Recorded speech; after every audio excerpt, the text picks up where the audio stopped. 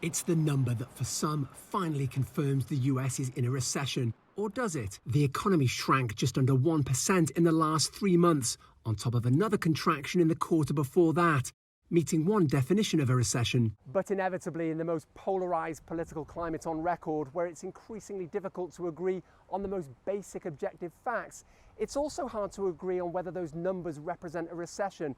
And to a degree that's understandable, because the US economy is difficult to read right now. Despite these back-to-back contractions, annual growth is on course to be a respectable 2.3%. Unemployment is back to pre-pandemic lows, and consumer demand, while softening, is still there. And yet none of this would matter quite so much if inflation wasn't the highest for 40 years, fast eroding all of the gains the economy made when it roared back to life after the worst of the pandemic. President Biden remains bullish, mindful of the adverse psychology behind the word recession, because businesses and consumers can trigger one by reducing their economic activity through fear.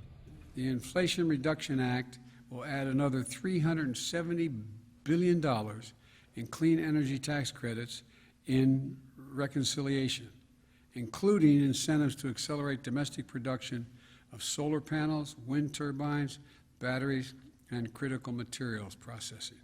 That doesn't sound like a recession to me. And having raised its benchmark interest rate steeply again on Wednesday to try to cool that rampant inflation by lowering demand through more expensive credit, the US central bank shares Biden's view. I do not think the US is currently in a recession.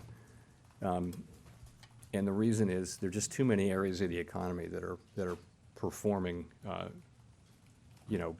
too well. The drums and bugles signal the moment the record crowd of over 100,000 has been awaiting. And yet, if recessions are measured over a longer span than perhaps 6 months, the last time inflation was this high in the US, the resulting recession beginning in 1981, when Ronald Reagan became president, lasted 16 months. Owen, Fairclough, CGTN, Washington.